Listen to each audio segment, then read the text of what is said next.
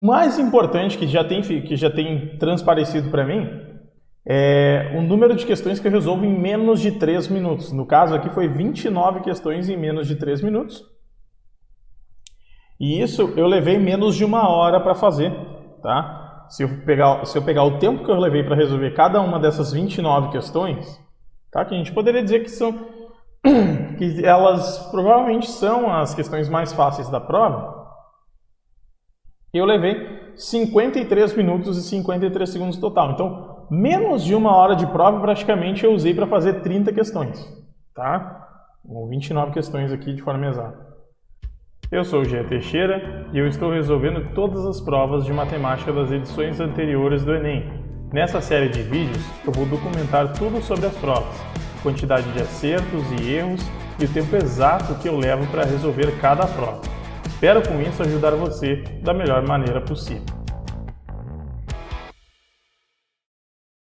Olá, tudo bem? Jean Teixeira mais uma vez por aqui para mais um episódio da série Provas Resolvidas, que é uma série que eu estou fazendo esse ano resolvendo todas as provas de matemática dos Enems das edições anteriores.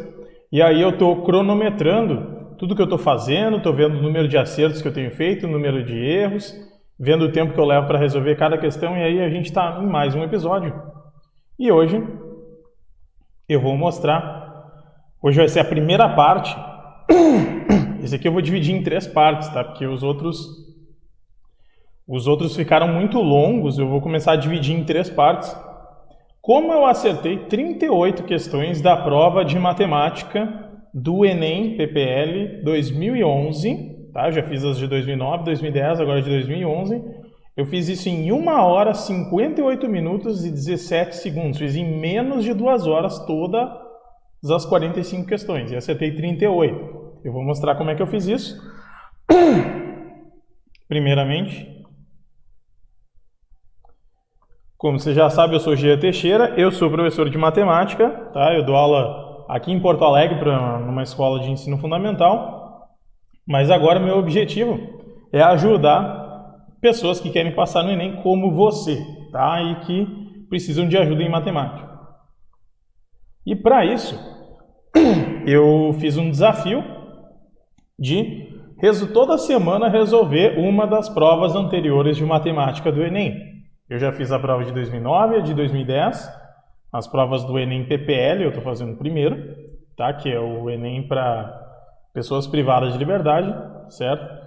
E eu estou fazendo essas primeiro porque o pessoal geralmente não dá muita atenção para essas provas, eu acho que tem questões ali que são interessantes para a gente estudar, por isso que eu estou fazendo elas primeiro, tá? E o meu objetivo é determinar um número alto e possível de acertos para você buscar na prova de matemática, tá? Eu já fiz 3 provas, nas 2 primeiras eu acertei 39, nessa aqui eu acertei 38, tá? E geralmente eu levo ali entre 2 e 3 horas. Bom, o que eu fiz essa semana, né? Eu fiz no dia 15, tá? 15 de janeiro, foi uma quarta-feira à tarde, eu resolvi a prova de matemática do Enem PPL 2011. E aí eu documentei, tá? Todos os acertos e erros e eu cronometrei o tempo que eu levei para resolver cada uma das 45 questões, tá? Então, o que eu vou mostrar nessa parte 1? Eu vou mostrar quanto tempo eu levei para resolver cada questão, os acertos e os erros que eu cometi nas questões de 136 a 150, tá? Eu vou falar sobre as 15 primeiras questões, por isso que eu vou começar a dividir em 3 partes, eu vou mudar um pouquinho, porque estava ficando muito longo apresentar. Teve um vídeo que eu apresentei 39 questões e deu quase 2 horas. Então eu vou procurar apresentar 15 questões agora, 45 dividido por 3 é 15. E aí eu não vou me importar se elas estão certas ou erradas, eu vou mostrar elas na ordem para você começar a entender o que é mais fácil, o que é mais difícil, o que é mais demorado, quais foram os erros que eu cometi, os acertos que eu fiz. E aí eu vou mostrar no final, eu vou falar o que você pode aprender com isso que eu estou fazendo aqui, com essas 15 questões, certo? Então, bom, o tempo que eu levei para resolver cada questão, tá? As questões 136 a 150, ó, as questões certas são as que estão em verde, tá? E as questões em vermelho são as questões que eu errei. Repare que aqui eu já cometi 3 erros, mas perceba, né? Eu levei menos de 2 horas para fazer a prova, e aqui a maioria dos tempos aqui está entre 1 e 2 minutos, 1:56, 1:15, 1:59, certo? Tem uma questão aqui que eu errei, que eu levei mais de 6 minutos, que eu acho que foi a questão que eu mais demorei para fazer, certo? Então essa prova aqui eu achei mais tranquila para fazer, eu levei menos tempo para fazer as questões, mas eu acabei cometendo mais erros, inclusive. Tá? Aqui as questões 151 a 165, eu botei a questão 151 em preto, depois eu não vou mostrar nesse vídeo, eu vou mostrar só no próximo. Mas é porque eu entendo que ela deveria ser anulada, tá? Eu acho que não foi anulada, mas eu vi várias. Eu errei. Essa foi uma das questões que, em tese, eu errei, tá? E aí eu vi em vários locais dizendo que não tinha essa questão, não tinha resposta, então ela deveria ser anulada, tá? Por isso ela está em preto. Mas de novo aqui, ó. De novo, eu errei uma questão que eu levei mais de 6 minutos, tá? Geralmente as questões que eu levo mais tempo são as questões que eu acabo errando, tá? É curioso a gente pensar nisso. Geralmente, quando a gente acerta algo, a gente faz rápido. Mas tem aqui um acerto que eu levei 6 minutos e 27 e tal. Mas a maioria está aqui, ó, 1, 2 minutos. E aqui no final eu errei mais 2 questões aqui. E várias questões aqui, ó, que eu levei pouco mais de 1 minuto. Tem questões aqui que eu levei 2 minutos. Tem questões que eu levei menos de 1 minuto aqui. Tá? Então, um pouquinho para você... Isso aqui eu faço também para mostrar para você que eu não estou inventando essas coisas, tá? De fato, eu cronometrei o tempo que eu levei para resolver cada uma das questões, tá? Eu comecei a prova, aí eu apertei no meu celular lá, o iniciar, tá? Aí dava o tempo da primeira questão. Quando eu marquei o X na primeira questão, eu apertei o volta, tá? E aí já ia... ele marcava uma parcial e já começava a segunda parcial. Aí eu li a segunda questão, respondi, e assim por diante eu fiz em 45 questões, e aí eu tenho tempo que eu resolvi todas elas, tá? Eu fiz isso de forma corrida, eu tenho tempo total e tenho tempo que eu levei para fazer todas as questões. O meu celular ele não salva o cronômetro, daí eu não tenho isso, eu não tenho cronômetro mesmo para mostrar, mas isso foi um experimento real. Eu já fiz isso nos vídeos anteriores, estou fazendo de novo. O que mais chama atenção, tá? Eu vou abreviar um pouquinho, que antes eu dava todos os dados que eu resolvia. Nos outros vídeos que você assistiu, eu dava quantas questões eu resolvi em menos de 1 minuto. O mais importante que já tem transparecido para mim é o número de questões que eu resolvo em menos de 3 minutos. No caso aqui foi 29 questões em menos de 3 minutos.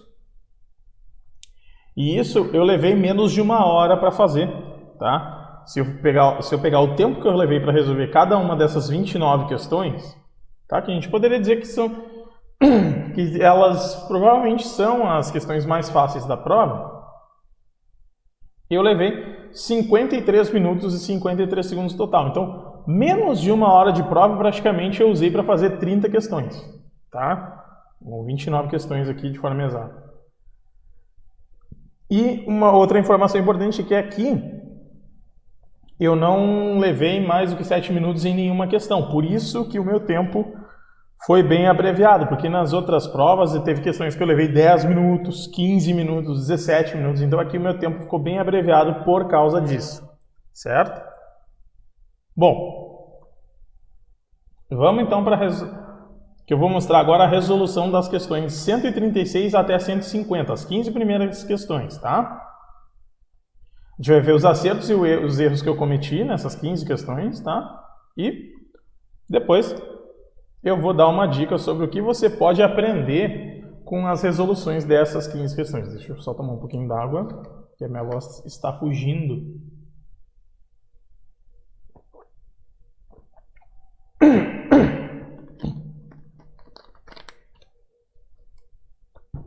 Então, vamos para a questão 136, deixa eu abrir aqui. Questão 136. Essa questão eu levei 2 minutos e 15 segundos para fazer. Vou ler a questão. Considere que o esquema represente uma trilha poligonal que Carlos deve percorrer, partindo do ponto A até chegar ao ponto E. Então aqui tem vai vir aqui, ó. A, B, C, D, E, F, G, H, I, J, L, E. Tá? Sabendo que o segmento AB possui comprimento, aqui tem o número em cima, tá? Mas é 11 centímetros, 11 metros, tá? Então AB possui 11 metros. E a partir desse, o comprimento de cada segmento seguinte possui 1 metro a menos que o comprimento do segmento anterior. Então, ó, se esse aqui é 11 metros, esse aqui é 10, 9, 8, 7, 6, 5, 4, 3, 2, 1. Tá? Então, aqui você percebe que eu coloquei os números em todos os segmentos. Tá? O tamanho deles. Então, quantos metros Carlos terá caminhado ao percorrer toda a trilha? O que tinha que fazer? Isso aqui é uma PA, tá? A razão seria menos 1. Tá? Eu sempre estou diminuindo 1. Mas aqui no caso eu tenho que somar todos esses números. Ele quer saber quantos metros ele terá caminhado ao percorrer. Então é a soma de tudo isso aqui. O que eu fiz? Você percebe que eu fiz aqui 11 vezes 5, tá? Por quê? Porque eu peguei peguei 11 mais 0, tá? Aí 10 mais 1, 9 mais 2, 8 mais 3, aí eu fiz 11 vezes 5 mais 11 dá 66. Depois para conferir ainda, eu fiz de outro jeito aqui, ó. Eu coloquei o 11 e o 1, 10 e o 2, 9 e 3, 8 e 4, 7 e 5 e o 6 ficou sozinho. Então, ó, 1, 2, 3, 4, 5. Essas somas aqui sempre vai dar 12, tá? Então, 12 vezes 5 é 60, mais o 6 que sobrou aqui, 66, tá? Isso aqui é a soma da PA, tá? Eu fiz meio que...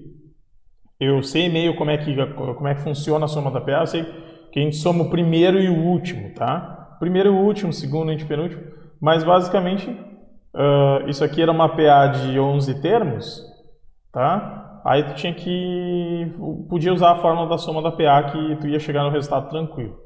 Uma PA de 11 termos, o primeiro termo é 11, o último termo é 1, a razão é menos 1, aí tu usava a fórmula da soma da PA para fazer. Aqui geralmente eu faço, as questões de PA e PG, geralmente eu faço mais no instinto do que usando fórmula, tá? E aí isso aqui eu acertei, questão bem tranquila, tá? 2 minutinhos aqui fiz ainda 2 vezes para conferir, hein? Tá? Questão 137, deixa eu pular aqui. Essa questão eu levei menos de 2 minutos, tá? 1 minuto e 56. Vou ler. Uma campanha de vacinação contra um tipo específico de vírus que causa uma gripe com alto índice de mortalidade deverá ser realizada em uma cidade que tem uma população de 186 mil habitantes. A Secretaria de Saúde do município tem os dados que evidenciam os grupos de pessoas mais afetadas pela doença e pretende estabelecer como critério de prioridade de vacinação as porcentagens de casos de morte em decorrência da contaminação pelo vírus, em ordem decrescente. Percebe que eu sublinhei algumas palavrinhas aqui. Observe os dados na tabela. Número de pessoas que foram contaminadas pelos vírus, curadas e mortas, discriminadas por grupos característicos. Aí tem a tabela aqui, tá? Número de pessoas contaminadas pelo vírus, a quantidade de cada um, quem são os grupos? Recém-nascidos, mulheres gestantes, crianças com idade de 3 a 10 anos, idosos com idade de 60 a 80 anos, pessoas com alto nível de obesidade. Aí, esses são os grupos de pessoas, e aí, que foram contaminadas pelo vírus. Tá aqui os números, tá, de cada um dos grupos. Que foram curadas, tá aqui os números, tá? Então, dessas pessoas contaminadas, tantas pessoas foram curadas e tantas pessoas foram mortas, tá? Aí o que acontece? Essa questão era meio longa para ler, mas ela era bem simples. Tomando como base os dados da tabela, os especialistas em saúde pública do município podem verificar que o grupo com maior prioridade de vacinação é o de... Aí, crianças entre 3 e 10 anos, porque a porcentagem de mortos é de maior valor em relação aos outros grupos. Idosos com idade entre 60 e 80 anos, pois foi o grupo que registrou o maior número de casos de pessoas contaminadas pelo vírus. Mulheres gestantes, porque a porcentagem de curadas é de 75%. Recém-nascidos, porque eles têm uma maior expectativa de vida. Pessoas com alto nível de obesidade, pois são do grupo com maior risco de doença. Aqui, olhando as respostas, a gente já percebe que tem umas coisas estranhas aqui, né? Que, tipo... porque tem uma maior expectativa de vida, ou o maior número de casos...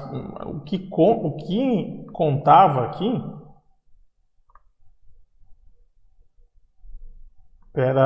o que eles iam levar em conta era a porcentagem de casos em morte pela contaminação. Aí o que a gente percebe aqui, olhando para a tabela, tá? Aqui, mortos e curadas, esse grupo aqui foi igual, tá? 50% para cada.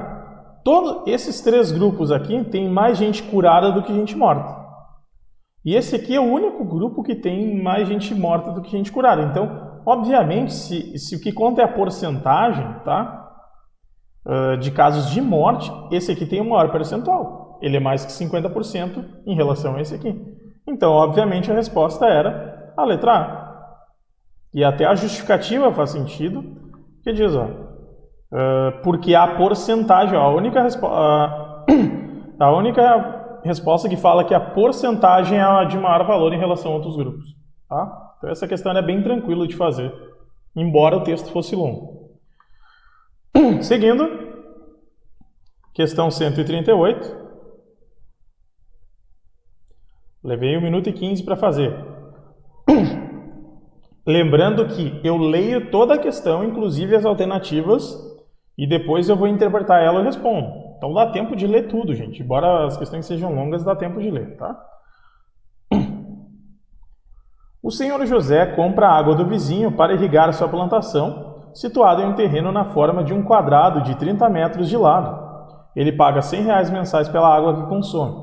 A água é levada ao seu terreno através de tubos em forma de cilindros de meia polegada de diâmetro, ou meia polegada de diâmetro.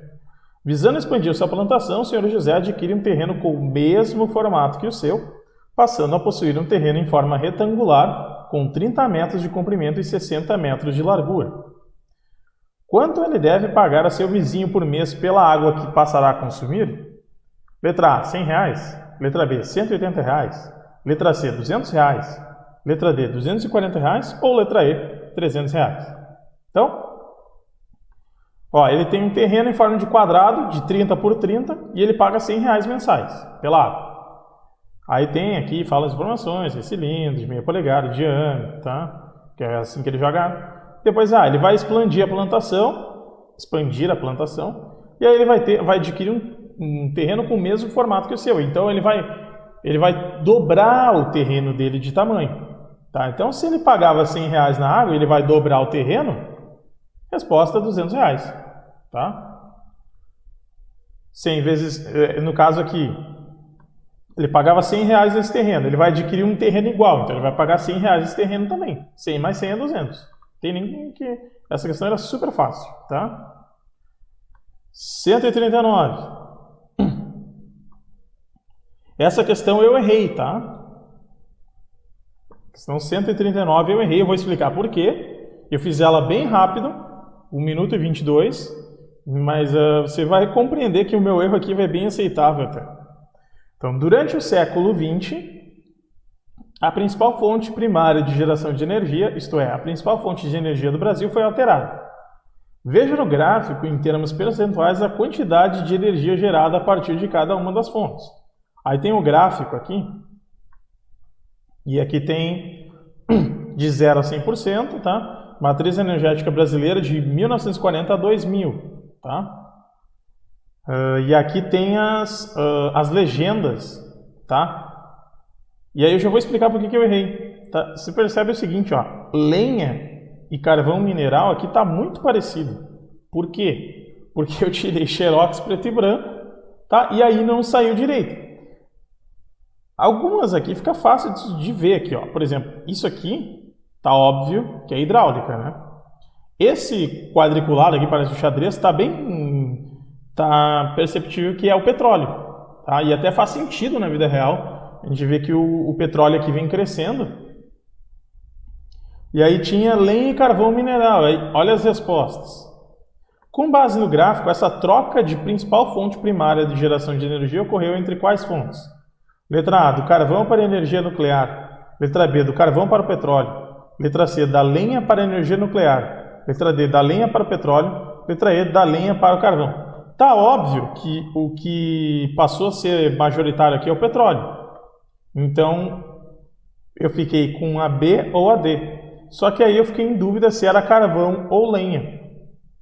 Pelo desenho não dava para eu ver, certo? Por esse desenho aí. Na prova original dá para ver. É que eu tirei um xerox preto e branco, tá? E aí, no caso aqui, é uma questão que eu não erraria com xerox colorido, tá?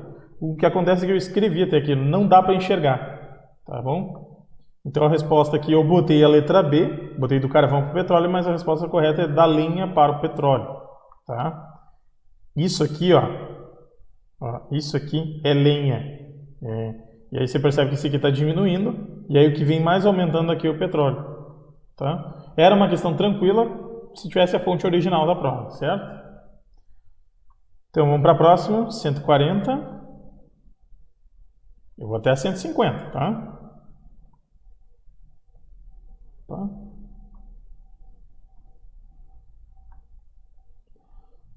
A questão 140...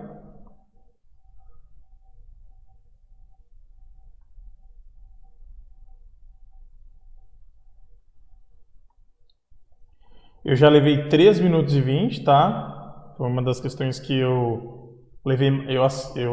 Essa aqui eu também errei, tá? Tá em vermelho, eu também errei. Levei mais do que 3 minutos, tá? Mas aqui eu cometi um erro bem bobo e eu vou mostrar para você, tá?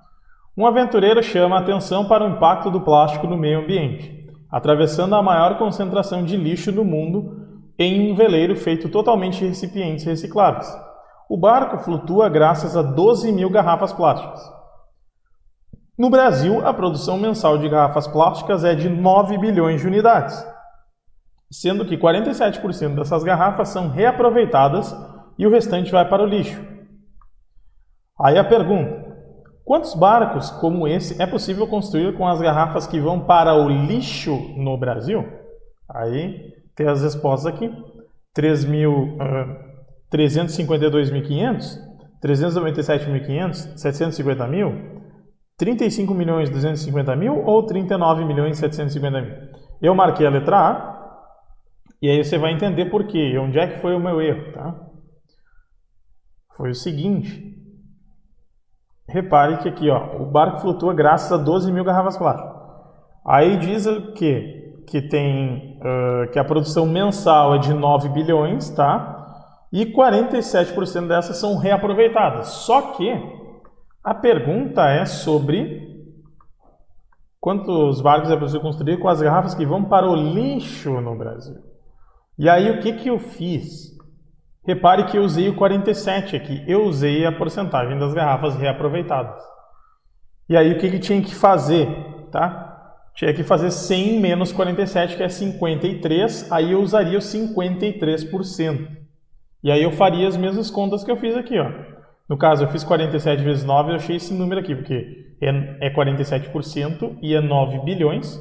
Aí, obviamente, eu simplifiquei isso, né? Faço só 47 vezes 9. No caso, teria que fazer 53 vezes 9, eu acharia o número aqui. E aqui, como é 47% de 9 bilhões, isso aqui seria 4,20 vezes 10 na 9, tá?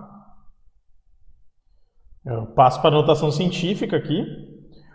As 12 mil garrafas eu também passei para a notação científica, está aqui 1,2 vezes 10 na 4.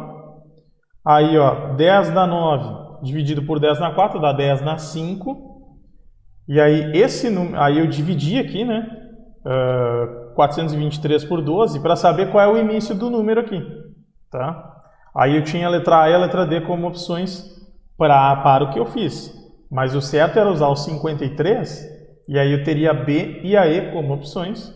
E usando a notação científica da maneira correta aqui, eu ia ter 10 elevado na 5, então a resposta ia ser a letra B. Tá? Então eu cometi esse erro aqui, de em vez porque aqui era uma pegadinha, que ele deu a porcentagem das garrafas reaproveitadas, ele pediu sobre o que ia para o lixo. Tá? E aí o olho, aquela coisa, o olho passou rápido assim, estou um pouquinho enferrujado, às vezes nisso também, aí às vezes falta um pouco de treino, e aí acabei errando. Tá? Mas era uma questão simples até. Se soubesse fazer multiplicações e divisões de forma rápida, e soubesse lidar com notação científica e saber que 9... Eu acertei tudo. Se for verificar, eu acertei tudo. Onde é que eu errei? Só aqui. 9 bilhões, eu sei que tem 9 zeros, por isso que eu botei 10 na 9. Tá? Aqui o 47% é 0,47. Tá? Então, 12 mil eu sei que é 1,2 vezes 10 na 4. Aí eu tinha que só... em vez de ter feito 47, usado 53, e eu teria caído exatamente na letra B, que é a resposta certa. Tá? Então vamos para a próxima. 141. Essa aqui eu já acertei e eu levei um pouquinho de tempo, levei mais de 4 minutos. Eu vou ler a questão. Os alunos da terceira série do ensino médio da escola Z fizeram 2 simulados de matemática, cada um com 8 questões de múltipla escolha no valor de 0,5 ponto cada. Há apenas uma alternativa correta por questão. O quadro mostra o percentual de alunos que acertaram cada questão em cada um dos simulados. Então eu tenho aqui Q1, Q2, Q3 são as questões. Questão 1, questão 2, questão 3, questão 4, 5, 6, 7, 8. Simulado A e B. E aqui o número de alunos, a porcentagem de alunos em cada uma das questões. No caso aqui, no simulado A, primeira questão, 60%. Aqui, o B, 50%, 80%, e assim por diante. Tem várias porcentagens aqui. Sabendo que o número de alunos que fizeram os simulados foi o mesmo, a média geral da turma, considerando as notas dos 2 simulados, a média mais aproximada é de letra A, 7,4, letra B, 3,7, letra C, 3,4, letra D, 1,9 ou letra E, 1,7. Deixa eu passar um pouquinho para cá. Aqui, isso. O que eu fiz aqui? Tá? Basicamente, ele queria a média geral da turma, considerando os 2 simulados. Tá? E diz aqui que o valor de cada questão era 0,5 pontos. Tá? Então, o que eu fiz? Essa questão, 60% dos alunos acertaram uma questão que valia 0,5. Se eu multiplicar 60% por 0,5, tá? Isso aqui daria 0... Eu botei a metade aqui, que seria 30, eu botei 0,3, tá? 60% de 0,5 é 0,3. Se eu multiplicar 0,6, tá, por 0,5, que é isso que significa, 60% é 0,6. Se eu multiplicar por 0,5, eu vou ter 0,3. Aqui, no caso, eu não fiz essas multiplicações. Perceba que eu já coloquei todas as respostas aqui, porque era só perceber o seguinte. 0,5 é 100%. Então, se eu dividir isso em 5 partes, eu vou dividindo 100 por 5, eu vou ter 20% em cada. Então, a cada 0,1 que eu descia 20%. Tá? Então, é ter noção de porcentagem e de número com vírgula aqui. Então, 0,4 é 80%, 0,3 é 60%, eu vou descendo de 20 em 20. 0,2 é 40%, 0,1 é 20%. E aí eu fui colocando as pontuações. 30% daí ia ser 0,15, 50% ia ser 0,25. E aí o que eu fiz? Somei tudo no simulado A, que foi a pontuação que os alunos, a média da pontuação que os alunos tiveram no simulado A, e somei do simulado B. E aí, simulado A deu 1,7, simulado B deu 1,75 a soma. A média daí é soma os dois resultados e divide por 2. Como eu tenho uma coisa próxima de 1, como eu tenho 1,7 e 1,75, vai ter uma coisa aproximadamente 1,7. Tá? Eu somo esses dois, divido por 2 e vou ter uma coisa próxima de 1,7. Tá? Aí eu usei essa questão do aproximado aqui, mas repare que eu demorei porque olha todos os números decimais que eu estabeleci aqui com as porcentagens usando a questão do 0,5, tá, nas questões. Certo? Então, era uma questão já um pouquinho mais complicada aqui, porque tinha que manjar muito bem de porcentagem em número com vírgula e de número decimal e tinha que perceber aquele detalhe ali do 0,5, tá? Então, questão 142, eu levei 2 minutos e 11, tempo bom, né? Questão eu acertei. Vou ler. Atualmente, existem muitos aplicativos de fazendas virtuais que, apesar de críticas, possuem uma enorme quantidade de usuários. Embora apresentem algumas diferenças de funcionamento, as fazendas virtuais possuem a mesma concepção. Cada vez que o usuário cuida de sua fazenda ou da de seus amigos, ganha pontos. E quanto mais pontos acumula, maior é seu nível de experiência. Em um aplicativo de fazenda virtual, o usuário precisa de 1.000 pontos para atingir o nível 1. Acumulando mais 1.200 pontos, atinge o nível 2. Acumulando mais 1.400 pontos, atinge o nível 3 e assim por diante, sempre com esse padrão. Um usuário que está no nível 15 de experiência acumulou, letra A, 3.800 pontos, letra B, 15.200 pontos, letra C, 32.200 pontos, letra D, 35.000 pontos ou letra E, 36.000 pontos. Então, de novo aqui, ó, diz aqui, o usuário precisa de 1.000 pontos para atingir o nível 1. Aí depois ele anda de 200 em 200, ó, 1.200, 1.400 e assim por diante. Então isso aqui é uma PA, o primeiro termo é 1.000, a razão é 200, tá? E aí ele quer saber quanto que ele acumulou no nível 15. Ele quer saber quem está no nível 15, ele quer saber o... Ele quer saber os pontos são acumulados, né? Então, se é acumulado, ele quer saber a soma. É a soma dessa PA aqui. De novo, soma da PA é uma coisa que cai bastante, tá? Aí, o que eu fiz? Eu não botei 1.000, 1.200, eu botei aqui. O 1.000 eu usei como fosse 10, tá? Peguei os dois primeiros algarismos. 10, 12, 14, 16, 18, que é assim, tá? 1.000, 1.200, 1.400, 1.600, 1.800... Aí 2.000, aí aqui eu já fui direto para 2.800, depois 3.000. Por que eu fui até aqui, 3.800? Porque, ó, 1, 2, 3, 4, 5, aí depois mais 5, 10, depois mais 5, 15. Ele quer saber do nível 15, então eu preciso somar todos esses números aqui. Aí eu fiz as contas aqui embaixo, inclusive. O que eu fiz aqui, ó? 1.000 mais 3.800... dá 4.800, tá? Aí o que eu fiz, ó? 1, 2, 3, 4, 5, 6, 7. O meio, o termo central é esse 2.400 aqui, tá? Eu fiz a soma da PA, no caso, sem usar o 2.400. Que eu sei que se eu somar 1.000 com 3.800, depois 1.200 com 3.600, sempre vai dar 4.800. Tá? Basta somar o primeiro com o último, o segundo com o penúltimo, o terceiro com o antepenúltimo e assim por diante. Como eu vou ter 7 somas dessas, eu fiz 4.800 vezes 7, deu esse número aqui, 33.600, e por fim não apareceu aqui, mas que eu fiz a conta aqui na margem da prova, que eu somo esse número aqui com esse 2.400 aqui que sobrou, tá? E aí dá exatamente o 36.000, tá? Era uma questão, não era tão simples assim. Como eu já estou acostumado a fazer contagens assim, tipo, você percebe que eu não usei fórmula de PA e PG é uma coisa que é difícil eu usar, tá?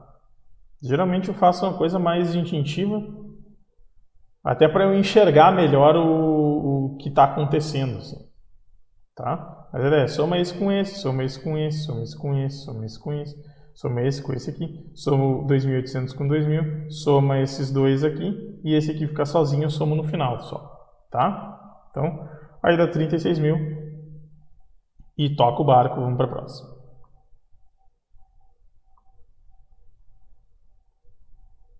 Questão 143 eu errei. Na próxima folha.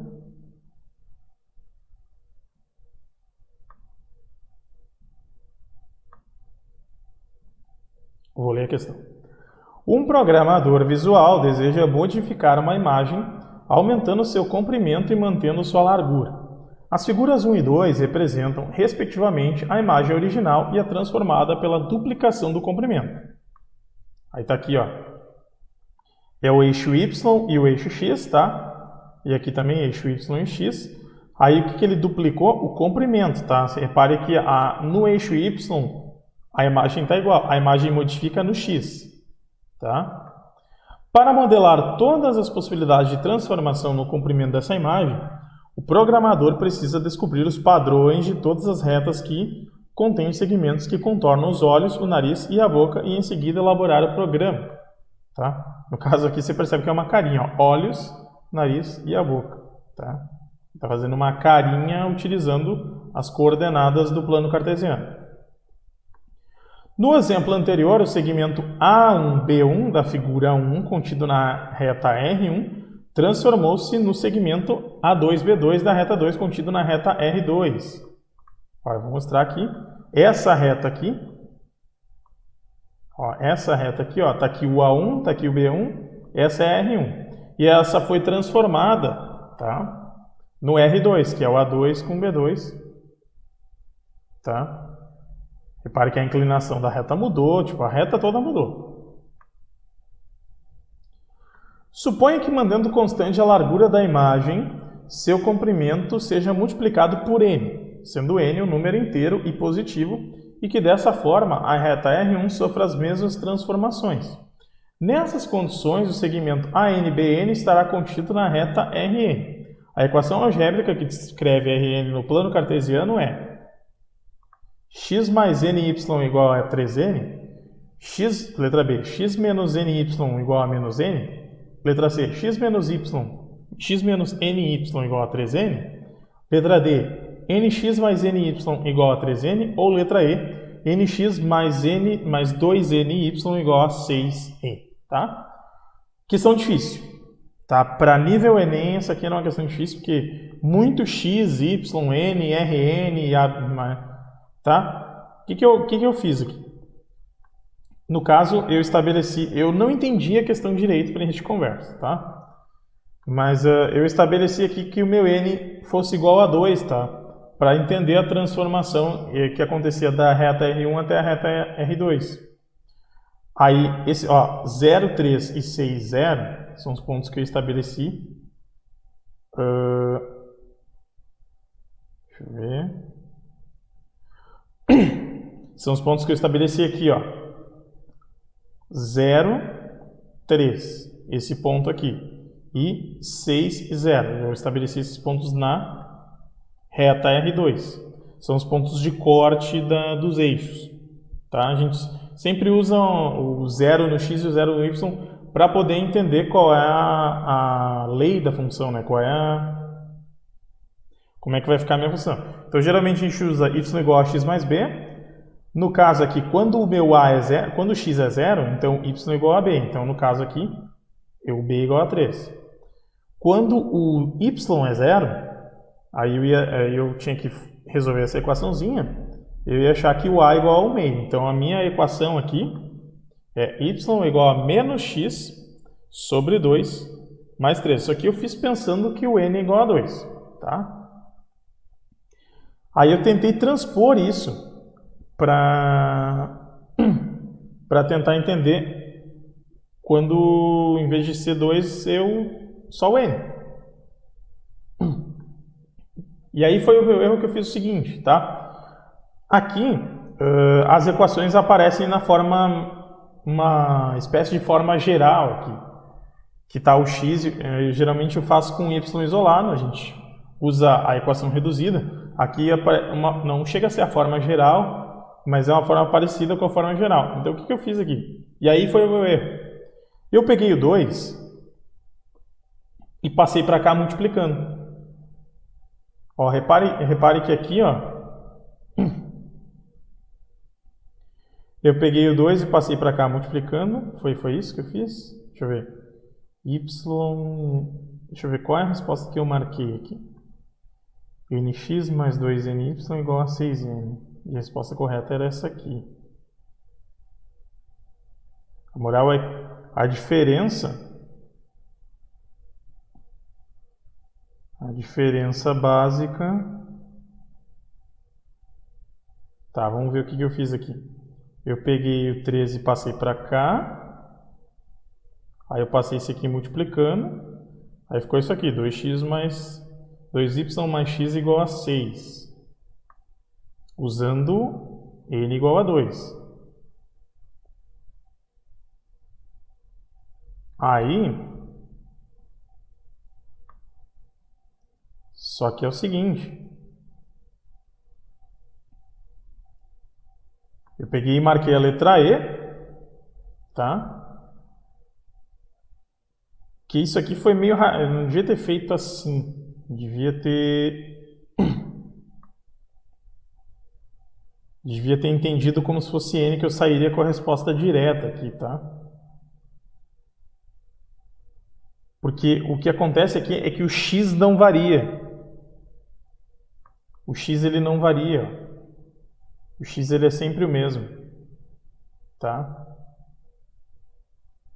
E aí o y ele varia. E aí o que eu acabei fazendo aqui? Eu marquei a última como se o x fosse variar, tá? No caso aqui eu achei 2y mais x igual a 6, né? A equação original seria y mais x igual a 13. Então essa aqui eu aumentaria o termo independente aqui e o y eu uso o n. Que é aqui, ó, esse termo independente eu vou ter o n e no y eu vou ter o n. Mas o x ele não ia mudar, tá? Então aí foi o meu erro de ter... Eu peguei e utilizei como se o meu n fosse 2, né? Então eu peguei e vou ter, o que tem mais parecido ali é a letra E, certo? Só que não era... Eu não queria exatamente como se fosse 2, eu queria quando... Ele queria para qualquer reto, o n é para qualquer reto, certo? Então, x não varia, o y varia de acordo com o n. E aí o termo independente ia variar também, era só verificar isso. Era uma questão dificilzinha, tá? Mas aí eu acabei levando bastante tempo para fazer e acabei errando. Então, vamos passar. 144. Mesma folha ainda. Essa questão eu acertei. A figura que segue é formada por 5 quadrados congruentes, cuja medida do lado é L, e um quadrado ABCD com vértices em um único vértice de 4 dos 5 quadrados. Esse texto aqui é para explicar essa figura, certo? No caso aqui, ó, tenho esse quadrado, esse quadrado, esse quadrado, esse quadrado, esse quadrado. E aí tem um quadrado que tem os vértices aqui, ó, o vértice A, B, C, D. Aí quer saber, a área do quadrado ABCD é equivalente à área de um retângulo de lados? Então, a área desse quadrado que está no fundo aqui, ó, quadrado que está envezado aqui. Aí, o que eu preciso saber? Preciso saber a área desse quadrado para saber qual que seria. Porque aqui, ó, a área de um retângulo de 2L e 3L vai ser 6L ao quadrado. Essa área aqui, 3 vezes 1 é 3. Essa aqui, 3 vezes 3 é 9. Essa aqui, 4 vezes 1 é 4. E essa aqui, 5 vezes 1 é 5. Então, eu tenho aqui 6, 3, 9, 4 e 5. E é esse número que eu devia procurar. Qual quanto que é essa área desse quadrado aqui? Bom, diz que a medida do lado desses 5 quadrados é L, tá? Então aqui, isso aqui mede L, isso aqui mede L, isso aqui mede L, isso aqui mede L. Aqui, ó, eu tenho aqui o lado de um quadrado, e como aqui eu tenho outro quadrado, esse aqui também é L. Então, aqui eu posso fazer um triângulo aqui, onde eu botei 2L aqui. Aqui eu tenho L. Esse triângulo aqui é um triângulo retângulo, porque isso aqui é um quadrado, tá? Então, aqui eu tenho um ângulo de 90 graus. E aí eu fecho o triângulo aqui e posso usar o teorema de Pitágoras, que foi o que eu fiz aqui, ó. 2L ao quadrado é um cateto, mais L ao quadrado é igual... Esse L minúsculo aqui é o lado que eu não sei, tá? Por que eu quero saber o L minúsculo? Porque é o lado do quadrado que eu quero saber para poder saber a área dele. Bom, 2L ao quadrado é 4, 2L elevado ao quadrado, eu tenho que ter cuidado que tem o parênteses aqui, né? Que eu estou levando o 2 e o L ao quadrado. Aí eu tenho 4L ao quadrado mais L ao quadrado, isso é 5L ao quadrado, tá? Então, eu tenho a medida desse lado ao quadrado, mas a medida desse lado ao quadrado é a própria área do quadrado, que é 5L ao quadrado. Então, 5 vezes 1 é 5, então a resposta é a letra E. O grande segredo aqui era formar esse triângulo retângulo aqui do teorema de Pitágoras. Eu fiz de forma bem rápida, eu consegui enxergar isso aqui, mas eu reconheço que isso aqui não é tão simples. Precisa bastante treino para tu poder enxergar essas relações aqui. Essas questões que tem que montar de geometria, assim. Ou tu tem que ver uma semelhante de triângulos, ou tu vai procurar o teorema de Pitágoras. Como tem um monte de quadrado aqui, eu imaginei que ia ser alguma coisa relacionada ao teorema de Pitágoras. E aqui eu consegui enxergar esse triângulo retângulo aqui. Enxergou o triângulo retângulo aqui, tu ia resolver a questão. Tá? Eu enxerguei bem rápido, mas poderia ser o caso de levar bastante tempo para enxergar, então tem que ter cuidado aqui. Certo? Vamos para a próxima questão. 145. Já na outra folha. Essa questão eu levei mais de 3 minutos para fazer. Vou ler ela. Pedro ganhou R$360 mil em uma loteria federal e resolveu dividir integralmente o prêmio entre seus 3 filhos, Ana, Renato e Carlos, de forma que cada um receba a quantia que seja inversamente proporcional às suas idades. Sabendo que Ana tem 4 anos, Renato 5 anos e Carlos 20 anos, eles receberão respectivamente... Tá? Eu não vou ler todas as alternativas aqui, mas a ideia aqui é que as primeiras aqui sejam o que Ana recebeu, as segundas aqui o que Renato recebeu e a terceira aqui o que Carlos recebeu. Fala em aqui inversamente proporcional, tá? Aí o que eu fiz? No caso aqui, eu joguei tudo para o mesmo denominador, tá? Ana tem 4 anos, o que seria o inverso disso? É 1/4. Renato tem 5 anos, o que é o inverso disso? 1/5. E Carlos tem 20 anos, o que é o inverso? 1/20. Bom, mas aí eu passei tudo para o mesmo denominador. 1/4 é a mesma coisa que 5/20, porque eu posso multiplicar 1 vezes 5 dá 5, e 4 vezes 5 é 20. E aqui, esse aqui eu multiplico por 4, tá? 1 vezes 4 é 4 e 5 vezes 4 é 20. Então eu tenho... eles vão receber na proporção 5, 4 e 1, tá? 5 mais 4 mais 1 é quanto? É 10, né? Então eu já sei que o Carlos vai receber 1/10 desse total. Então 1/10 de 360 mil é quanto? 36 mil. Resposta era essa aqui. Letra D. É a única que aparece aqui com 36 mil. Tá? Aqui no caso eu excluí essas respostas antes, porque a Ana tem que receber mais do que o Renato. Então aqui já está óbvio. Por exemplo, aqui a Ana recebeu menos que o Renato. Tá? E aqui eu excluí essa aqui porque a Ana recebeu muito mais aqui. Aqui também, a letra A e a letra B não fazia nem sentido, porque ia parecer que o Carlos recebe mais do que a Ana. Tá? Então eu já excluí essas duas. Mas aí eu percebi que ele recebeu um décimo, e um décimo aqui é 36 mil. Então, bastava perceber esse fato aqui. Não precisava nem ter feito isso. Bastava perceber que... Ah, não, precisava sim, porque eu tenho 5 mais 4 mais 5. Tá? Essa é a proporção que eles vão receber. Então, esse aqui vai receber um décimo. Esse aqui recebe 4 décimos. Tá? 360 dividido por 10 é 36.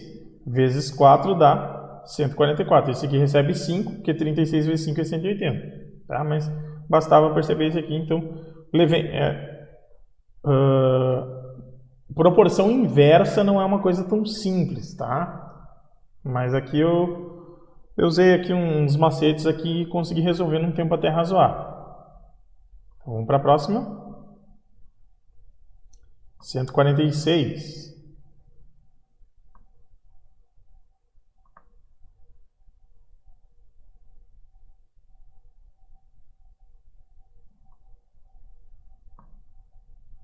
Aqui. Essa questão eu acertei, levei 2 minutos e 23. Uma empresa responsável por produzir arranjos de parafina recebeu uma encomenda de arranjos em formato de cone reto. Porém, teve dificuldades em receber de seu fornecedor o molde a ser utilizado e negociou com a pessoa que fez a encomenda o uso de arranjos na forma de um prisma reto com base quadrada de dimensões 5 cm por 5 cm. Considerando que o arranjo na forma de cone utilizava um volume de 500 ml, qual deverá ser a altura em centímetros desse prisma para que a empresa gaste a mesma quantidade de parafina utilizada no cone? Aí, letra A, 8, letra B, 14, letra C, 20, letra D, 60 ou letra E, 200? Bom, primeira coisa, 1 litro é 1 decímetro cúbico. Isso você precisa saber, decorar, tá? Não tem... Essa informação não tem nada, não tem lógica aqui, é uma informação que tu tem que saber, tá? Por quê? Porque 1 mililitro, porque assim, 1 decímetro cúbico para 1 centímetro cúbico, eu vou ter, eu multiplico por 1000, tá? Por causa do 3 aqui, por causa da unidade elevada ao cúbico. 1 decímetro para 1 centímetro, eu multiplico por 10, eu divido por 10. Se fosse ao quadrado, daí é por 100, como é cúbico é 1000. Então, 1 litro é 1 mililitro. Então, 1 centímetro cúbico vai ser 1 mililitro, ou seja, 1 litro dividido por 1000.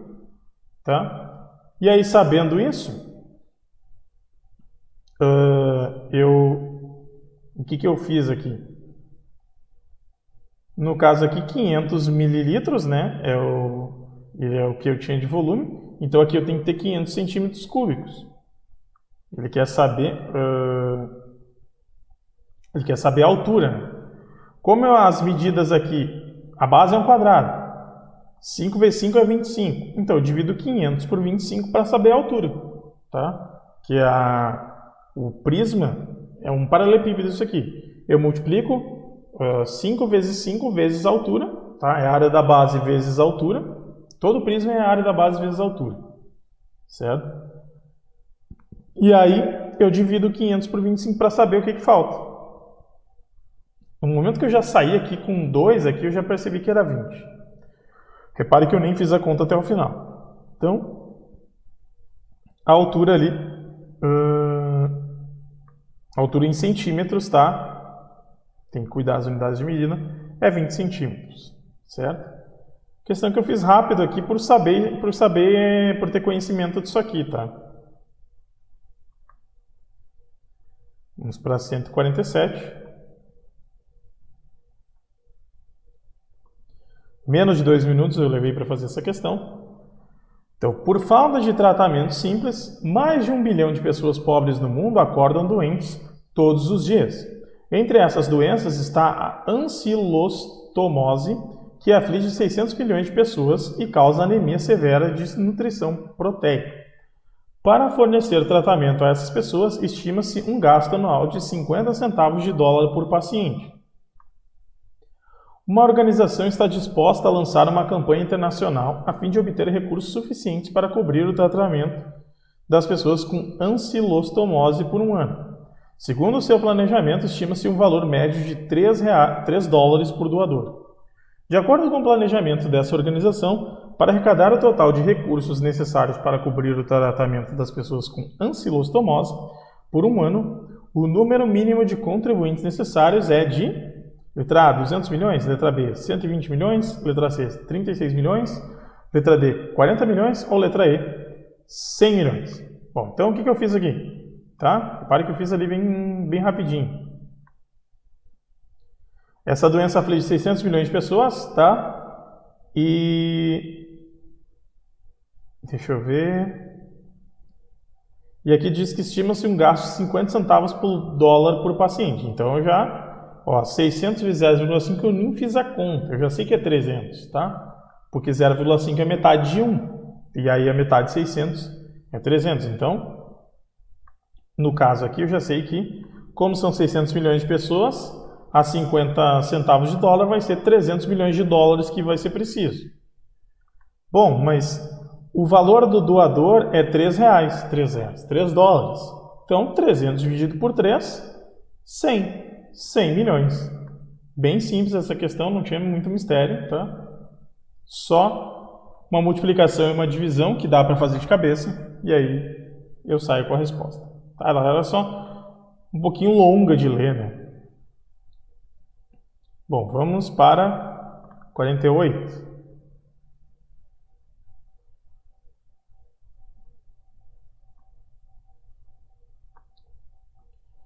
Questão 48, levei 1 minuto e 40. Tá? Bom, uma agência de viagens de São Paulo está organizando um pacote turístico com destino à cidade de Foz do Iguaçu, Paraná, e fretou um avião com 120 lugares. Do total de lugares, reservou 2/5 das vagas para as pessoas que residem na capital do estado de São Paulo. Então, é 2/5 de 120 na capital, em São Paulo capital. 3/8 para os que moram no interior desse estado e o restante para as que residem fora dele. Então, 2/5 para a capital, 3/8 para o interior e o resto das vagas para quem é de fora do estado. Quantas vagas estão reservadas no avião para as pessoas que moram fora do estado de São Paulo? Aí o que eu fiz?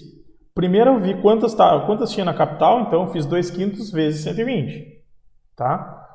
E aqui eu fiz de cabeça, tá? Porque 120 dividido por 10 é 12. Então 120 dividido por 5 é 24. 24 vezes 2 é 48. E depois eu olhei as que ficavam no interior, que é 3/8. E eu fiz a mesma coisa, 120 vezes 3/8. Aqui, aqui eu tive que fazer um pouquinho de ginástica mental aqui, mas eu sei que 120 dividido por 2 é 60, 120 dividido por 4 é 30, então 120 dividido por 8 é 15.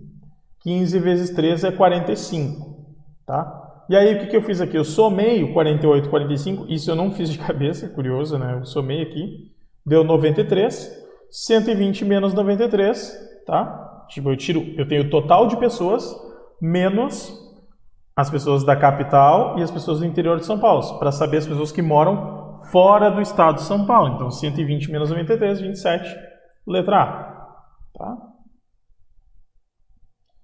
Então, levei menos de 2 minutos, era uma questão bem tranquila de fazer. 149. Questão 149. Essa eu levei menos de 1 minuto para fazer, tá? Ih, não é para escrever isso aí. Levei menos de 1 minuto para fazer. Em 2009, o estado de São Paulo perdeu 3.205,7 hectares de sua cobertura vegetal, área 30% menor que a desmatada em 2008, segundo o balanço do Projeto Ambiental Estratégico Desmatamento Zero, divulgado pela Secretaria do Meio Ambiente, a SMA. 1 hectare, isso aqui não precisa ler, tá? Já aviso vocês, esses detalhezinhos aqui não precisa ler. Ele só está dando a fonte do que está escrito ali. 1 hectare é uma unidade de medida de área equivalente a 100 ares. Um are, por sua vez, é equivalente a 100 metros quadrados. Logo, a área 3.205,7 hectares corresponde a... Esse texto inicial eu nem preciso dele. O que eu preciso é só calcular o que está aqui. Ó, 1 hectare equivale a 100 ares. 1 are equivale a 100 metros quadrados. Então, se 1 are equivale a 100 metros quadrados e 1 hectare equivale a 100 ares, eu faço 100 vezes 100, isso dá 10.000. Ou 10.000 é 10 elevado na 4. Então, essa área aqui vai ser esse número vezes 10 na 4, letra E. Era só ter uma noção de notação científica. Tá? Por isso que eu levei menos de um minuto para resolver essa questão. Muito fácil. Notação científica é uma coisa que você precisa praticar se você não sabe. Tem que saber lidar com zeros ali. E é uma coisa rápida de fazer. Repare que eu não escrevi nada, fiz de cabeça. Tá? O que é isso aqui? Ah, eu escrevi. Tá, agora deixa assim. Última coisa, 150. É a última questão que eu vou resolver nesse vídeo, né? Que eu vou resolver não, já resolvi. Mas que eu vou explicar. Então, a questão 150. Em uma sala de aula, 3 alunos resolveram fazer uma brincadeira de medição. Cada um escolheu um objeto próprio para medir o comprimento da lousa. O primeiro foi até a lousa e, usando o comprimento de um livro, verificou que era possível enfileirar 13 deles e ainda sobrava um pequeno espaço igual à metade do comprimento do livro. O segundo pegou seu lápis e começou a medir a lousa. No final, percebeu que esse comprimento era igual a 20 lápis. O terceiro, para economizar tempo, pegou uma régua graduada e mediu o comprimento do livro que o colega havia usado, obtendo 28 centímetros. Com base nessas informações, qual é a medida mais aproximada? Se tiver a palavra aproximada, é interessante sublinhar. Do comprimento do lápis, então, o que eu fiz? Eu multipliquei aqui 28 por 13, porque aí tem as respostas, 10 centímetros, 18, 19, 26 ou 41 centímetros. Tá? Diz aqui que enfileirar 13 livros, tá? E o comprimento do livro era 28 centímetros. Tá? Então eu fiz 28 vezes 13, tem que saber multiplicar com 2 dígitos, dá 364. Depois, e ainda diz que quando enfileirou 13 letras, ainda sobrou espaço para um pequeno espaço igual a metade do comprimento do livro. A metade de 28 é 14. Então eu somo 364 com 14, que dá 378. Por fim, o que eu fiz? Ele percebeu que esse comprimento era igual a 20 lápis.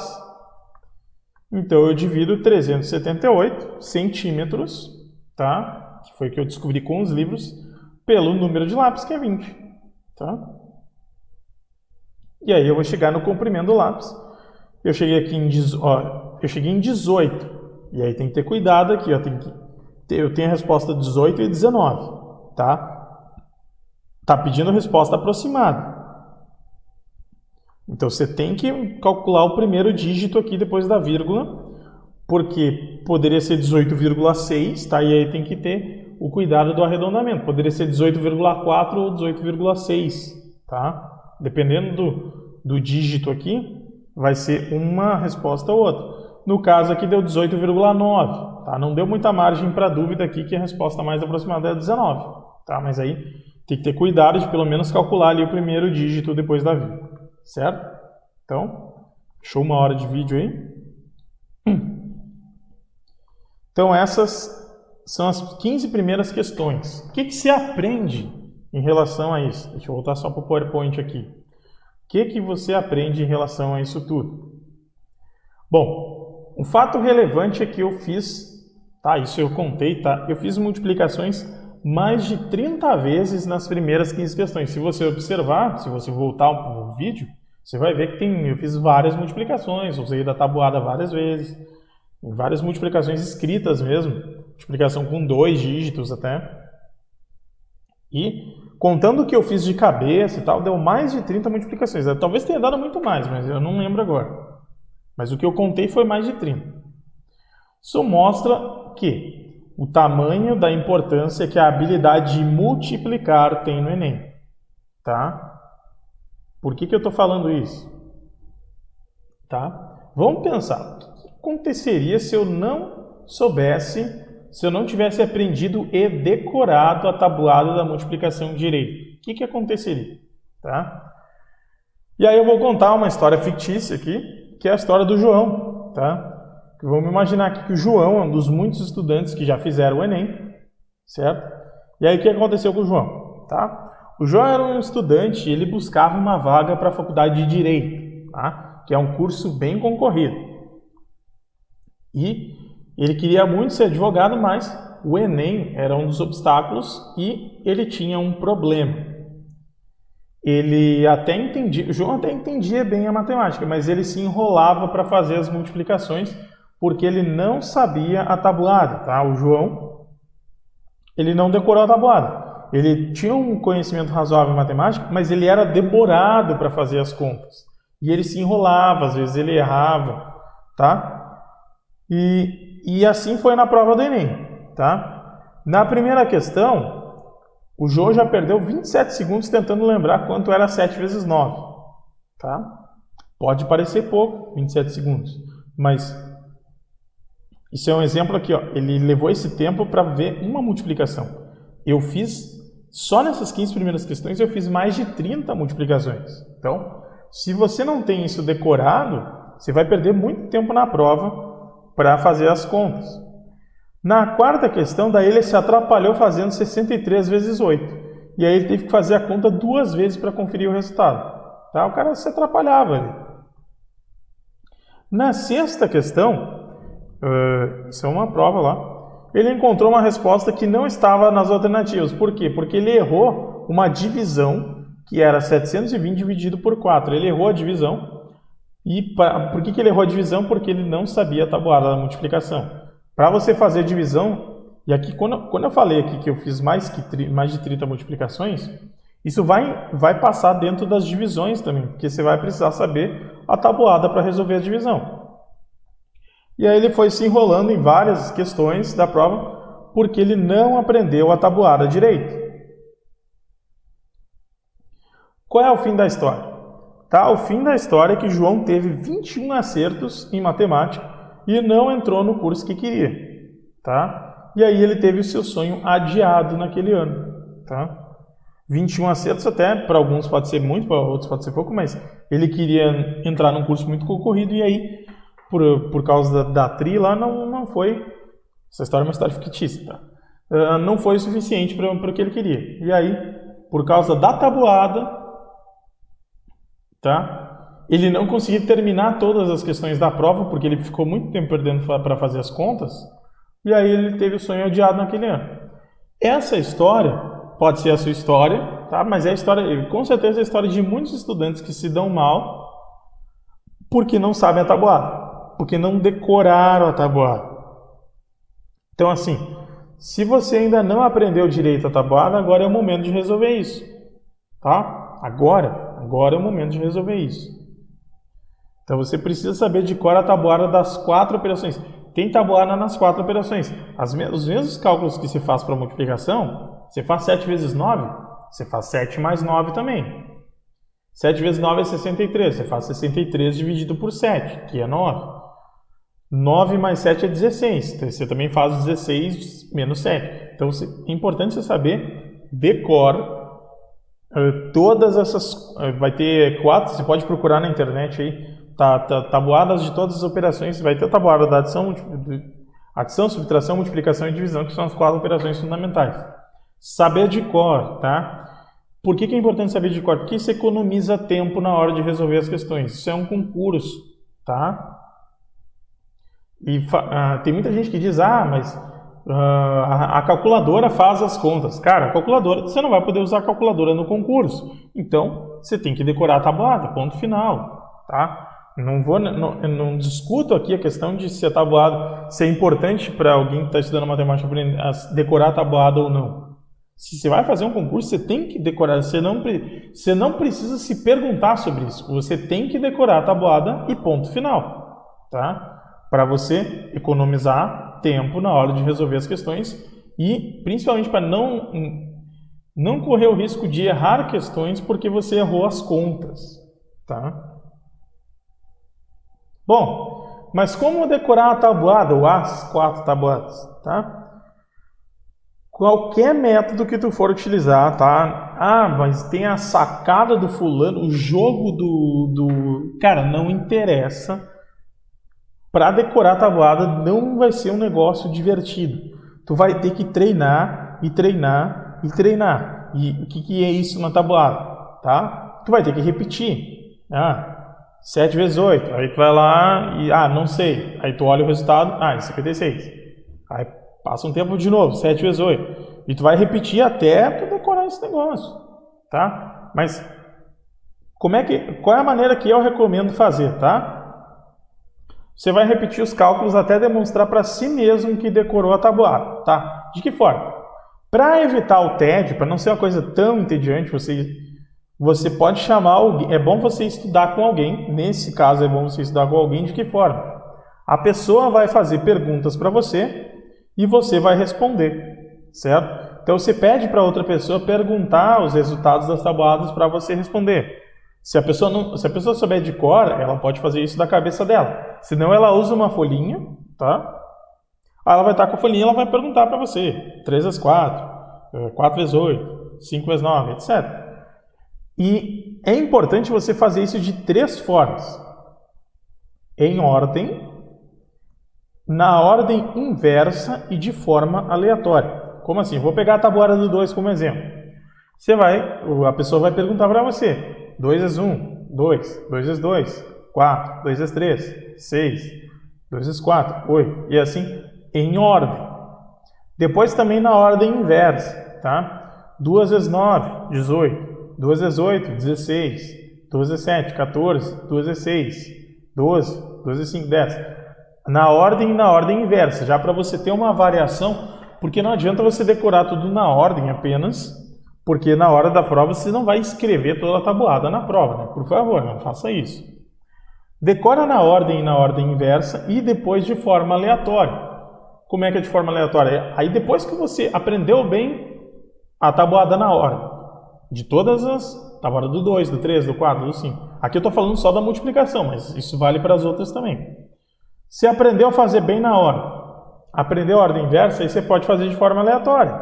5 vezes 9. 3 vezes 7, 4 vezes 8, 3 vezes 6 e assim por diante. Aí a gente vai ver se você decorou de fato, porque você só vai ter decorado a tabuada quando você responder de forma aleatória, sem titubear, e você não vai nem pensar para isso. Seu cérebro vai responder automaticamente e sem cometer erros. Vou falar sério para você, eu não. Cara, para eu cometer um erro de tabuada, eu tenho que estar muito desconcentrado, ou tem que estar, assim, tem que ter feito um zilhão de coisas, tem que estar muito cansado. Sério, para eu cometer para mim, errar a tabuada é bizarro, para mim é bizarro. Então, você tem que treinar isso de uma forma que você não erre nunca mais, entendeu? E, sim, é possível fazer isso, mas vai ter que ter um pouquinho de esforço, tá? Então, se você tem dificuldades na tabuada, reserve pelo menos 10 minutos do seu dia para fazer isso todos os dias. Tá? E aqui outra dica. É mais importante praticar todos os dias um pouco do que tentar aprender tudo de uma vez. Você precisa ter essa cultura de fazer isso todo dia. Tá? Vou pegar o exemplo aqui. Se você quer emagrecer, adianta você ir na academia uma vez só e se matar de fazer exercício para emagrecer ou para ficar musculoso? Não adianta. Você vai ter que fazer isso de forma consistente. E aqui, aprender matemática, decorar a tabuada é a mesma coisa. Você vai ter que fazer de forma consistente. E não importa. Mas eu tô fazendo e estou só errando. Hoje você está só errando, amanhã você vai continuar errando, depois de amanhã você vai começar a acertar. E daqui a uma semana você vai perceber a diferença que fez você ter treinado todo dia, certo? Eu sempre uso a analogia do jogador de futebol, certo? Aqui já acabou? Eu sempre uso a analogia do jogador de futebol.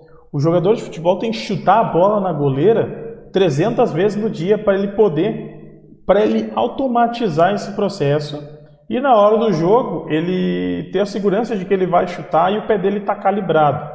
Decorar a tabuada você está calibrando o seu cérebro para fazer as contas de forma correta e de forma rápida. Você precisa ter mira e você precisa ter velocidade. As duas coisas são importantes no concurso porque você precisa acertar no menor tempo possível. Você precisa economizar tempo. Então a tabuada é fundamental Eu falo isso porque eu sei que muita gente sai do ensino médio sem saber isso. Eu já vi aluno que terminou o ensino médio sem saber isso. Então, desde já, se você tem alguma dificuldade nisso, começa a praticar, pede ajuda para o pai, para a mãe, para o irmão, para o primo, para o amigo, para a namorada, sei lá, para qualquer pessoa. Chama para estudar junto, para a pessoa fazer perguntas para você e você ir praticando, para não ficar uma coisa tão entediante, se você acha que fazer sozinho é entediante.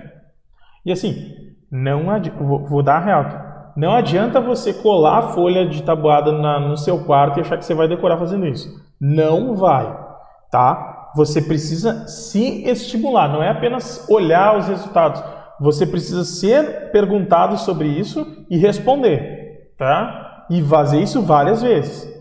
Do mesmo jeito que você não aprende a lavar louça olhando, você não aprende a dirigir olhando, você não aprende a jogar futebol olhando, você aprende fazendo. Então você tem que fazer. É uma coisa ativa. Você precisa responder perguntas na tabuada. Não adianta apenas olhar uma folhinha colada na parede do seu quarto. Isso não funciona. Por que eu sei isso? Porque eu dou aula para o ensino fundamental. Eu vejo os professores colam folhas da tabuada e os alunos não decoram. Por quê?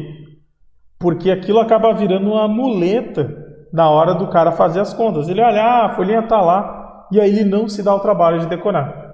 Certo? Não, é uma coisa que não é automática. Só será automática se você se estimular a isso. Então, é isso que eu tinha para falar nesse vídeo de hoje. Mostrei aqui as 15 primeiras questões da prova de matemática do Enem PPL 2011. Mostrei acertos, erros e você percebeu que eu usei bastante tabuada. Isso não só nessa prova, em qualquer prova de matemática que você fizer na sua vida, você vai usar bastante tabuada. Então é importante você ter isso em mente, certo? Grande abraço e até a próxima. Até a parte, eu espero que você continue me assistindo. Esse foi a parte 1 do vídeo da prova 2011. E aí vai vir depois, esse aqui eu vou dividir em 3 partes. Eu vou começar a dividir em 3 partes para não ficar tão comprido assim. Então, grande abraço e até a próxima.